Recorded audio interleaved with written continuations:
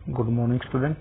आज हम public administration का नेक्स्ट जो हमारा लेसन है, लोक प्रशासन और निजी प्रशासन में अंतर, ये सेकंड जो हमारा लेसन है उसका अध्ययन करेंगे, उसके महत्वपूर्ण क्वेश्चनों को समझेंगे, उसके बारे में जानेंगे। एक छोटा सा लेसन है जिसका हम यहाँ पर अध्ययन करने जा रहे हैं। सबसे पहले क्या है, लोक प्रशासन और निजी प्रशासन।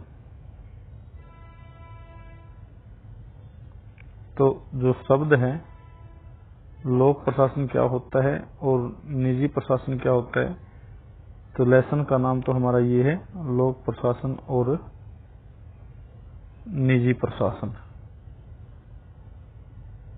ये हमारा लेसन है, लोक प्रशासन और निजी प्रशासन। तो सबसे पहले हम इनका अर्थ जान लेते हैं, लोक प्रशासन क्या है और निजी प्रशासन क्या है। लोक प्रशासन को सामान्य रूप से दो भागों में बांटा जाता है। जो हमारा प्रशासन है, प्रशासन को हम सामान्य रूप से दो भागों में बांटते हैं, जिसको कहा जाता है, एक को कहा जाता है लोक प्रशासन तथा दूसरे को कहा जाता है निजी प्रशासन। किसी देश की सरकार द्वारा किए जाने वाले और समूची जनता से संबंध रखने वाले कार्यों को लोक प्रशासन के अंतर्गत समझा जाता है। इनके जो भी इस देश की सरकार है, जो समूची जनता के संबंध में जो कार्य करती है, उसको हम लोक प्रशासन कहते हैं। इसके प्रतिकूल निजी प्रशासन से तात्पर्य वे कार्य जो व्यक्तिगत या गैर सरकारी संस्था द्वारा निजी लाभ के लिए किए जाते हैं। इनमें लोकहित की भावना नहीं होती। इनके जो किसी व्यक्ति या संगठन के द्वारा जो कार्य लाभ के उद्देश्य के लिए किए जाते हैं, उसको हम निजी प्रशासन कहते हैं। जो लोकहित की भावना के लिए नहीं किए जाते, इनके लोगों की भलाई के लिए नहीं किए जाते, वो अपने लाभ अर्जन के लिए किए जाते हैं। प्रश्न यह है कि तो यहाँ से हमारे जो 2 नंबर का जो क्वेश्चन हो जाते हैं, लोक प्रशासन किसे कहते हैं और निजी प्रशासन किसे कहते हैं, तो वो हमारा यहाँ पर कंप्लीट हो जाता है। लोक प्रशासन, तो ये जो इतना हम इसके लिए सरकार द्वारा लिख देंगे, और निजी प्रशासन ये इसके हम लिख देंगे। इस प्रकार ये हमारा क्वेश्चन 2 नंबर का अगर क्वेश्चन आ जाता है तो वो कंप्लीट हो जाता है। प्रश्न यह है कि क्या ऐसा भेद करना उचित है। देखा जाता है कि प्रशासन तो एक ऐसी सार्वलौकिक क्रिया है जो मनुष्य के प्रत्येक सहकारी प्रयास में पाई जाती है। स्कूल, अस्पताल, राजनीतिक दल, गिरजाघर, तैराकी क्लब और परिवार सभी को अपने लक्ष्यों की पूर्ति के लिए प्रशासन की आवश्यकता होती है। फिर सरकारी कार्यों के प्रशासन को उनका प्रशासन किस बात पर भिन्न है, यानी कि यहाँ पर हम जानेंगे कि लोक प्रशासन और निजी प्रशासन को किस आधार पर एक दूसरे से अलग किया जाता है। लोक प्रशासन और निजी प्रशासन के आपसी संबंधों के बारे में 2 विभिन्न प्रकार के दृष्टिकोण पाए जाते हैं। पहला दृष्टिकोण इन दोनों में किसी प्रकार का भेद नहीं मानता, इनके जो दोनों में समानताएं दिखाता है, दोनों का एक ही समझता है, किंतु दूसरा दृष्टिकोण के अनुसार दोनों में पर्याप्त भेद हैं। तो हम पहले दृष्टिकोण की यहाँ पर बात करेंगे, जो दोनों में समानता, या हम यहाँ पर जानेंगे लोक प्रशासन और निजी प्रशासन की समानताएं, कि उनमें क्या क्या समानताएं हैं। लोक प्रशासन और निजी प्रशासन के बीच काफी समानताएं हैं। निसंदेह अनेक ऐसे विचारक हैं जो लोक प्रशासन में निजी प्रशासन की तकनीक व इसके तौर तरीकों के अधिकाधिक इस्तेमाल करने के हिमायती हैं। यही कारण है कि पश्चिम के अनेक विश्वविद्यालयों में लोक प्रशासन तथा व्यावसायिक प्रशासन के एक अन्य सामान्य विभाग की स्थापना की दिशा में मार्ग प्रस्तुत हुआ है। हिसाब किताब, फाइलें इत्यादि रखने जैसे काम में 2 प्रकार के प्रशासनों में समानता है, दोनों प्रकार के प्रशासनों में समानता है। इसी प्रकार निजी प्रशासन क्षेत्र में कार्य पद्धति लोक प्रशासन को प्रभावित करती रहती है और लोक प्रशासन की इन पद्धतियों का अपना भी है। भारत के हैदराबाद नगर में एडमिनिस्ट्रेटिव स्टाफ कॉलेज की स्थापना से भी इस समानता की पुष्टि हो जाती है।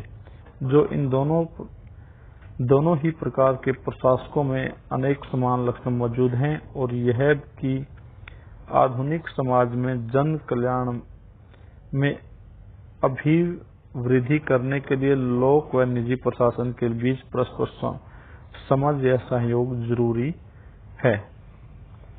इन चीजों को आगे मानते हुए जो विद्वान थे वो विद्वान कहते हैं कि जिसमें फ्रेंच विचारक हेनरी फेयोल, मेरी पाकर फॉलेट और उर्वरिक के अनुसार,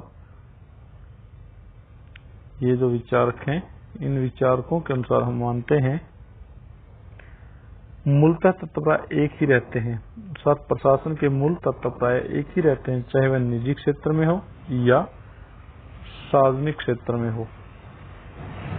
हेनरी फेयोल ने लिखा है, जो है हेनरी फेयोल लिखते हैं, मैंने प्रशासन शब्द को जो अर्थ प्रदान किया है और जिस सामान्य रूप से स्वीकार किया जाता है उसे प्रशासन द्वारा की जाने वाली सेवाओं का क्षेत्र काफी विस्तीर्ण हो जाता है। क्या हो जाता है? सेवाओं क्षेत्र का काफी विस्तार हो जाता है।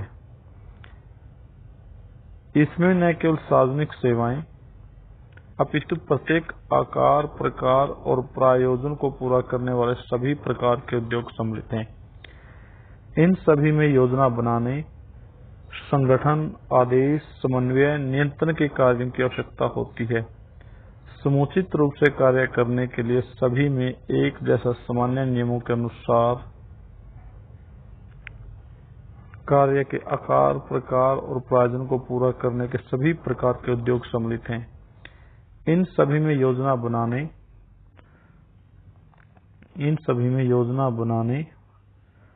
संगठन, आदेश, समन्वय, नियंत्रण की कार्य आवश्यकताओं की होती है। समुचित रूप से कार्य करने के लिए सभी में एक जैसा सामान्य नियमों के अनुसार कार्य करना पड़ता है।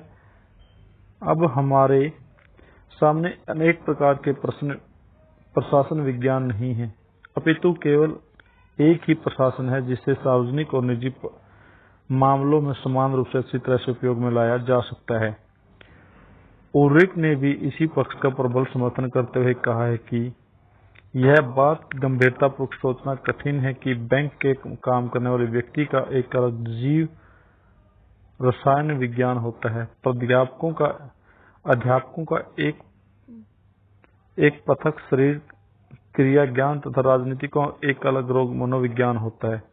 वस्तुतः यह सब व्यक्तियों के लिए समान रूप से एक जैसी ही होते हैं। निश्चय की लोक प्रशासन और निजी प्रशासन के बीच बहुत सी बातें समान हैं। उर्वरिक सार्वजनिक और निजी प्रशासन में किसी भी प्रकार के भेद करना उचित नहीं समझते और इन दोनों के निम्नलिखित समानताओं पर बल देते हैं। कौन कौन सी समानताएं हैं? नंबर 1, संगठन की आवश्यकता।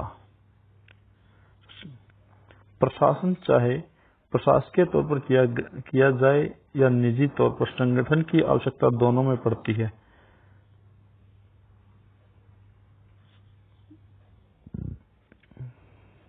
संगठन की आवश्यकता दोनों में पड़ती है, चाहे वो निजी है चाहे वो सार्वजनिक है। संगठन प्रशासन के शरीर है। यदि मानवीय एवं भौतिक साधनों का उचित संगठन न किया जाए तो प्रशासन के लक्ष्यों की प्राप्ति नहीं की जा सकती। नंबर 2, कार्य प्रणाली में समानता। बड़े पैमाने के एक व्यावसायिक उद्यम का प्रशासन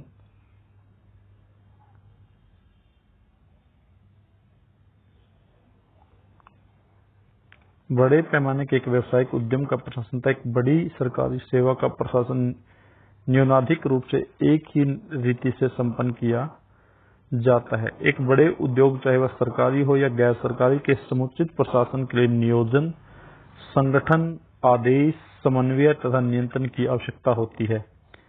प्रशासन चाहे सरकारी कार्यों का हो अथवा निजी व्यवसाय का, उसके लक्ष्यों को पूरा करने के लिए कुछ सामान्य सिद्धांत तथा कार्य विधियों का पालन करना होता है।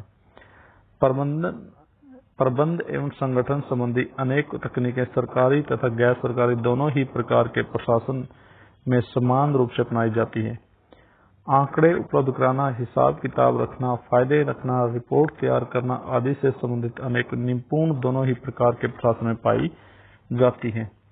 इन दिनों व्यापारिक संगठन भी कई विधियों ने लोक प्रशासन को अत्यधिक प्रभावित किया है। नेक्स्ट है अधिकारियों के समान उत्तरदायित्व।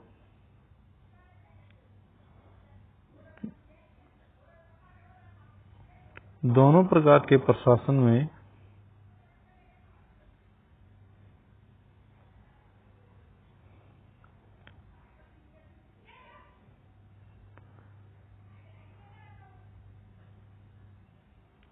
दोनों के प्रशासन के उत्तरदायित्व समान होते हैं। इसका कारण यह है कि पदाधिकारियों के ध्येय एक जैसे रहते हैं। अपने नियत कार्य क्षेत्र में काम करते हुए उपलब्ध मानवीय व भौतिक सामग्री को इस प्रकार उपयुक्त करना ताकि यथासंभव अच्छे परिणाम प्राप्त किए जा सकें। दोनों प्रकार के प्रशासनों में जिस कौशल की आवश्यकता होती है वह बहुत कुछ एक जैसी होती है। यही कारण है कि कई बार अनेक सरकारी अधिकारियों को व्यापारिक और औद्योगिक उद्यमों में स्थान प्राप्त हो जाता है। इसी प्रकार ब्रिटेन में गैस, कोयला, विद्युत, यातायात उद्योग का राष्ट्रीयकरण किया गया तो उस समय कार्य कर रहे अधिकांश पदाधिकारियों को ज्यों का त्यों रखा गया। लोक प्रशासन और निजी प्रशासन में समानता पाए जाने का एक श्रेष्ठ उदाहरण हैदराबाद का एडमिनिस्ट्रेटिव स्टाफ कॉलेज, जिसमें प्रशिक्षण पा रहे प्रशासनिकों को एक समान शिक्षा दी जाती है, चाहे वो सरकारी संस्था में हो अथवा गैर सरकारी व्यावसायिक संस्था में। यहाँ शिक्षा का आधार यह धारणा है कि विभिन्न क्षेत्रों में अनेक तत्व समान होते हैं तथा आधुनिक समाजों को लोक समृद्धि की उन्नति के लिए सरकारी प्रशासन तथा निजी प्रशासन के बीच पारस्परिक समझौता तथा सहयोग अति आवश्यक है। चौथा पॉइंट है जनसंपर्क। जनसंपर्क के अभाव में प्रशासन सफल नहीं हो सकते। दोनों ही प्रकार के प्रशासनों में जनसंपर्क करने की आवश्यकता रहती है। प्रारंभ में निजी प्रशासन में जनसंपर्क करने की आवश्यकता महसूस की गई, परंतु अब सरकारी प्रशासन जनसंपर्क को अपरिहार्य मानने लग गया है। पांचवा है अन्वेषण। अन्वेषण तो खोज।